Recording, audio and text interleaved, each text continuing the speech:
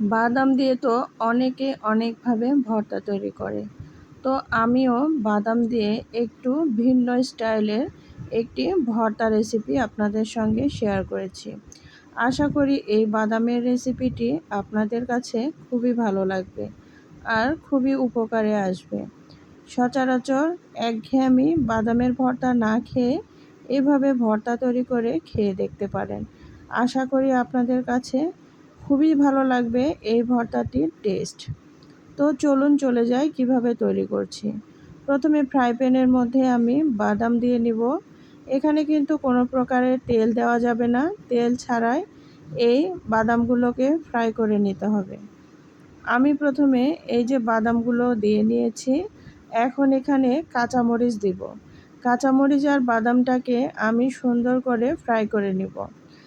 এখানে কোনো প্রকার তেল বা পানি কোনোটাই ব্যবহার করা যাবে না। তো এখানে মরিচের পরিমাণটা আপনাদের টেস্ট অনুযায়ী এখানে দিবেন। আমি এখানে মরিচের পরিমাণটা এই 10-12টার মতো মরিচ দিয়েছি, আর এখানে বাদাম দিয়েছি 100 গ্রামের মতো। তো এখন বাদামগুলোকে এভাবে নেড়েচেড়ে ফ্রাই করে নিব। বাদামগুলো কিন্তু হাই হিটে ভাজতে যাবেন না, মিডিয়াম হিটে বাদামটাকে সুন্দর করে ফ্রাই করে নেবেন। বাদামটা যখন ফুটতে শুরু করবে তখন আপনারা দেখলেই বুঝতে পারবেন। এভাবে নাড়তে নাড়তে দেখবেন বাদামগুলো সুন্দরভাবে ফুটতে শুরু করবে।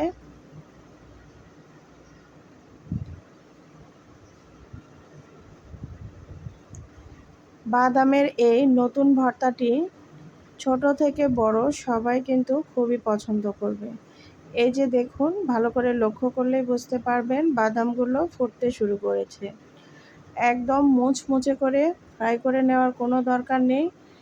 যখন দেখবেন যে এরকম ফুটতে শুরু করবে বাদামগুলো, তখনই নামিয়ে ফেলতে হবে। তবে সবগুলো বাদাম যেন ভালোভাবে কুক হয় সেটার দিকে লক্ষ্য রাখবেন। এই যে দেখুন ফাটতে শুরু করেছে, তার মানে ভালোভাবে কুক হচ্ছে। তো এখন আমি সবগুলোকে এভাবে নাড়াচাড়ার মাধ্যমে ফ্রাই করে নিচ্ছি।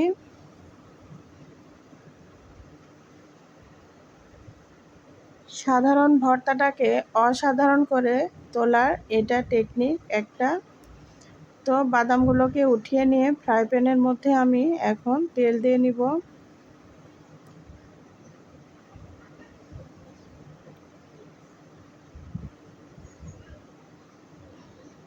তো তেল দেওয়ার আগে আমি এখানে কিছুটা কাজ করে নিচ্ছি। সেটা হচ্ছে কয়টা লাউ পাতা দিয়ে নিলাম, আর লাউ পাতা দেওয়ার পরে এখানে পেঁয়াজ রসুন দিয়ে দিয়েছি।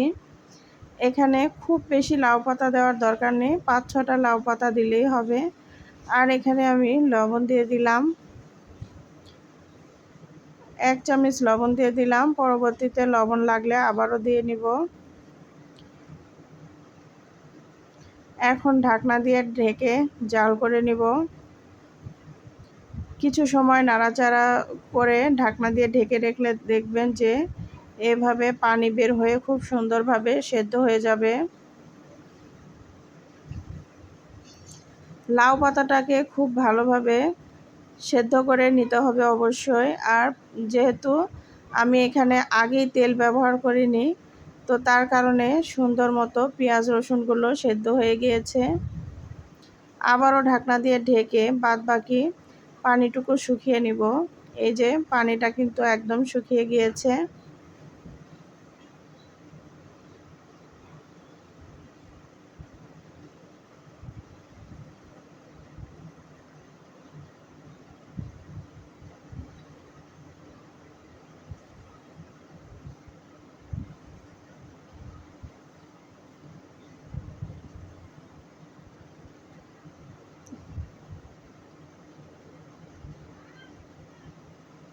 একদম সুন্দর মতো পানিটাকে আমি শুকিয়ে নেওয়ার জন্য নেড়েচেড়ে দিচ্ছি।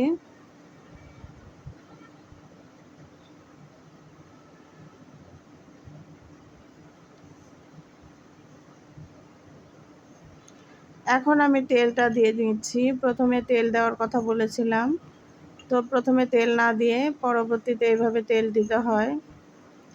তো তেল দিয়ে এখন পেঁয়াজ রসুন আর লাউ পাতাগুলোকে ভালো করে আমি ফ্রাই করে নিব। যেহেতু প্রথমে তেল দিয়েছিলাম না, যার কারণে সেদ্ধ করে নিয়ে এখন এইভাবে তেলের মধ্যে ফ্রাই করে নিব। অবশ্যই সরিষার তেলটা ব্যবহার করার চেষ্টা করবেন, এতে করে সুন্দর মতো ভর্তাটা ফ্রাই করে নেওয়ার পর টেস্টটা খুবই ভালো লাগবে।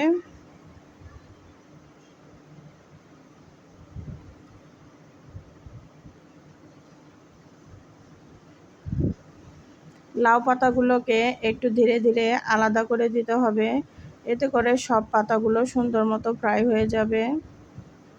এই যে দেখতে পাচ্ছেন একটু পোড়া পোড়া ভাব চলে এসেছে, তার মানে আমার ভর্তাটার জন্য লাউ পাতাগুলো একদম রেডি হয়ে গিয়েছে। এখন আমি লাউ পাতার মধ্যে আগে থেকে যে বাদামগুলো ফ্রাই করে রেখেছিলাম সেগুলো দিয়ে দিলাম। দিয়ে এখন সবগুলো উপকরণ এভাবে একটু নেড়েচেড়ে নিব। এতে করে তেল দিয়ে বাদামটাও ফ্রাই করে নেওয়া হবে।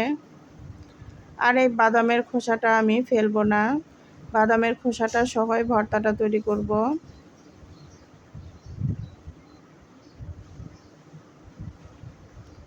তো এখন এভাবে নেড়েচেড়ে নিতে হবে। আজকের ভর্তাটা আমি ব্লেন্ডারে করে নিব, আপনারা চাইলে শিলপাটাতে এই ভর্তাটা তৈরি করে নিতে পারেন। হামানদিস্তাতে কিন্তু এই ভর্তাটা তৈরি করা যাবে না, সেই ক্ষেত্রে আপনাদের শিলপাটা বা ব্লেন্ডারে এই ভর্তাটা তৈরি করতে হবে। তবে ব্লেন্ডারে ব্লেন্ড করার সময় অবশ্যই সরিষার তেল আরও দিয়ে নেবেন, এতে করে ব্লেন্ড করতে সুবিধা হবে। এই যে ফাইনাল ভর্তাটার লুক দেখুন তো কত লোভনীয় হয়েছে। তো উপর থেকে একটু সরিষার তেল দিয়ে নিলাম। সরিষার তেলটা দেওয়ার কারণে ভর্তাটার টেস্টটা অনেক ভালো লাগে খেতে। তো আমার এই অসাধারণ বাদাম ভর্তার রেসিপিটি কেমন লাগলো অবশ্যই কমেন্ট করে জানাতে ভুলবেন না। ভুল ত্রুটি হলে ক্ষমা সুন্দর দৃষ্টিতে দেখবেন।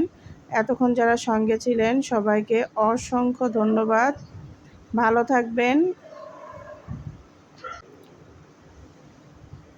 আবারও নতুন নতুন ভিডিও দেখার জন্য আমন্ত্রণ রইল। সবাইকে অসংখ্য অসংখ্য ধন্যবাদ। আল্লাহ।